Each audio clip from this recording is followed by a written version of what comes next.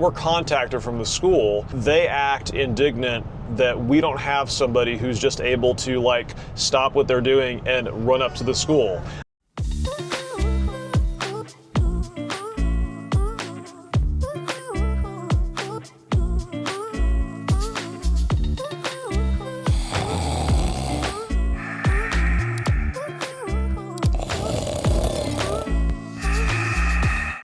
Happy Sunday, you guys. Welcome back to the channel. For those of you that don't know, I'm Z. This is my husband, Charles, and we are doing our usual Sunday routine. Headed to Costco and doing our little jibber jabber daily rant, so to speak. But before we do that, we just want to thank all of our new subscribers for joining our channel. For those of you who are watching and have yet to subscribe, remember to like and subscribe down below. But today, Charles and I were talking about how schools hate working parents. This past week, we had a little bit of an incident with our daughter, our 7-year-old, at school that I'm going to let Charles kind of take the lead with to tell the story, and then I'll jump in. Yeah, so this was top of our mind because our school for our oldest kids started back public school 2 weeks ago, and so we're just kind of getting back into the swing of things. And there was a deal that happened this last week involving our daughter, a medical issue at school. But I want to kind of rewind though to last year, because this isn't the first time this has happened. Last year, I get a call from the school nurse at our school, at our daughter's school, and she says, so our daughter's 7, okay? And she says, your daughter complained about not feeling good, and she's got a temperature of 100 degrees, and would you be able to come pick her up? And so I'm working at home. Z's working at her work, at her clinic with patients, right? Yes. And now usually I'm able to come up to the school when they need something, but this particular day I had a meeting that was like getting ready to start in 5 minutes. And so I tell the school nurse, I'm like, hey, I can't come up right now. I can come up in about an hour after I get off of my meeting that's getting ready to start. And I said, I'll come up and get her then. And she says, is there someone else we can call? And I said, no, there's nobody else you can call. There's me and there's her mom.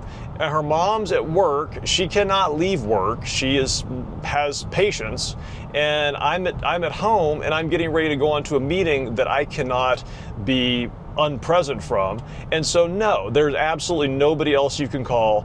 I said, is it possible? Can you give her a Tylenol? Can you give her something for her fever?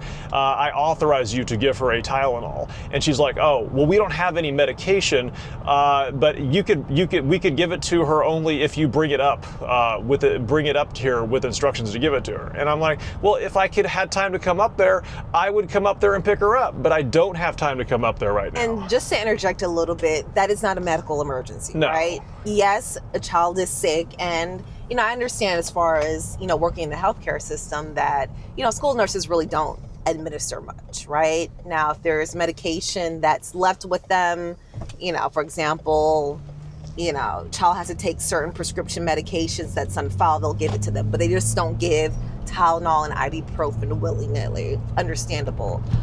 But what is the rush to have a parent come, right? A fever, she's not short of breath, there's nothing emergent that is needed. If it was emergent, I would hope they would call 911. Give us a second, we are coming. We are full-time working parents. I just wanted to put that in there. And it's a little off-putting to me, the idea that somebody, when we're contacted from the school, that they act indignant that we don't have somebody who's just able to like stop what they're doing and run up to the school. I wonder, like, what's the point of having a school nurse in the first place if you're not actually going to take care of people who are sick for a little bit long enough, for their parents to get them or for them to come home.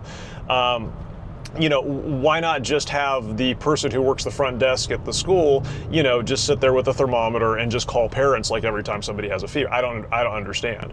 So anyway, maybe I'm a little off base. You can comment and let me know if you think I'm wrong about that.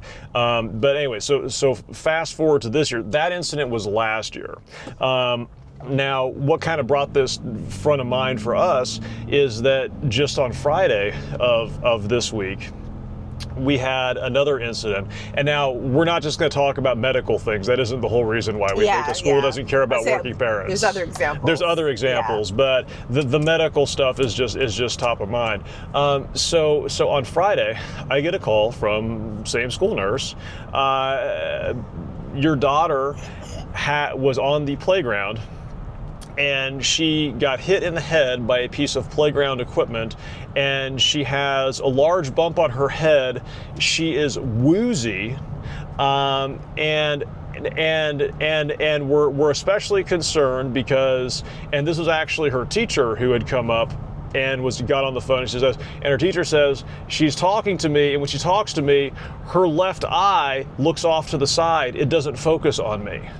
And so I freak out. I call Z at work. I say, our daughter is at school. She's concussed.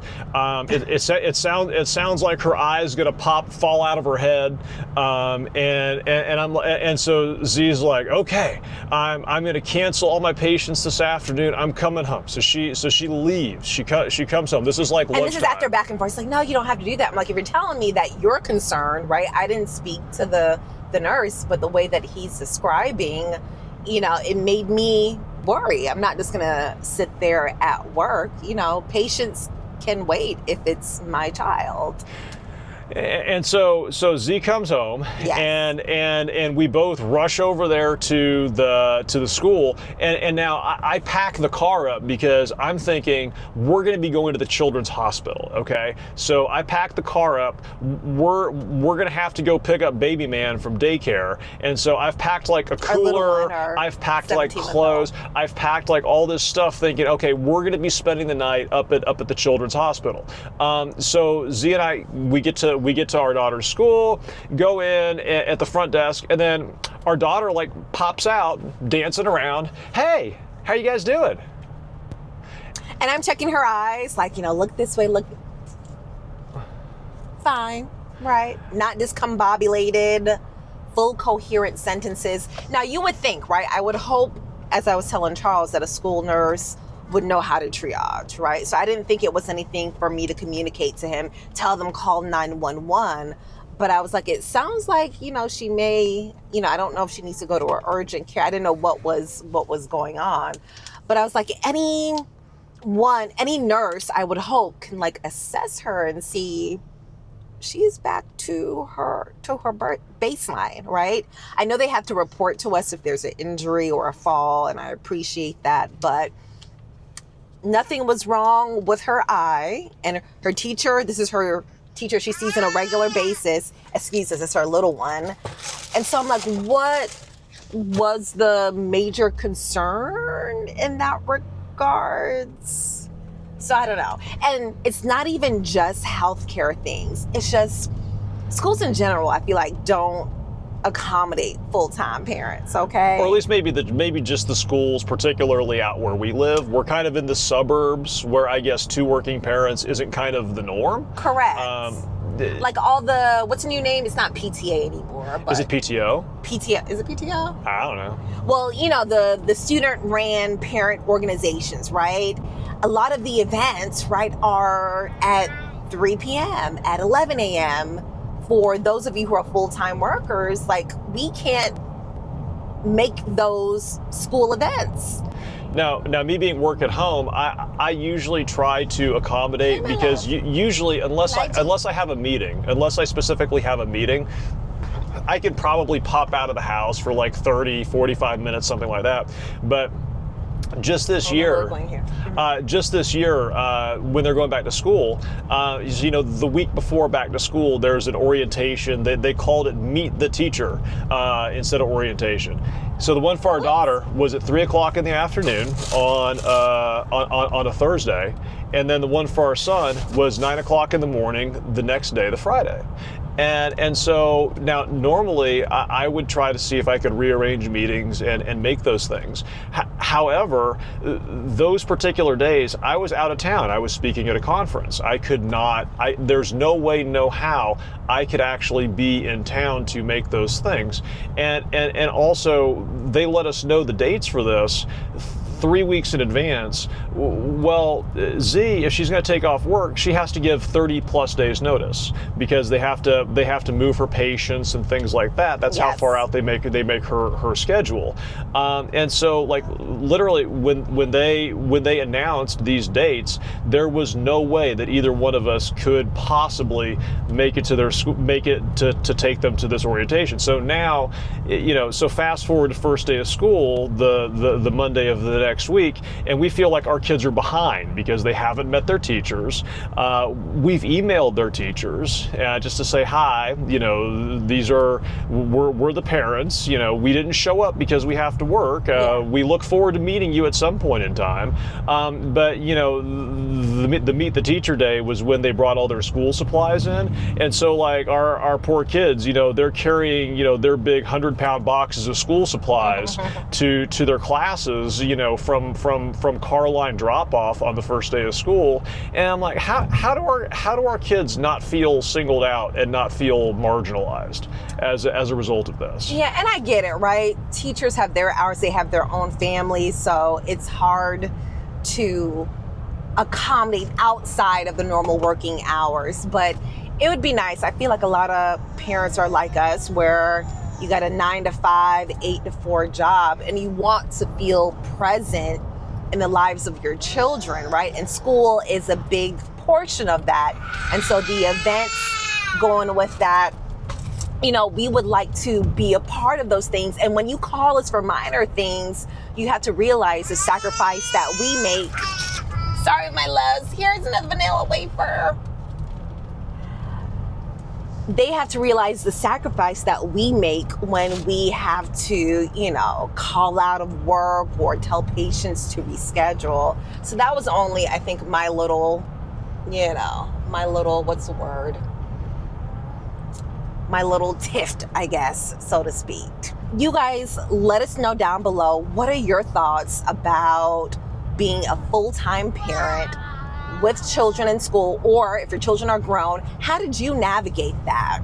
We would love your thoughts and comments below. Are we off base? Let us know. Oh, we could be. We tend to be off base quite a bit. But anyway, thanks for tuning in today, guys. And remember, if you haven't already, like and subscribe. Yes. We value your support. That's what helps our channel grow and lets us continue doing these videos.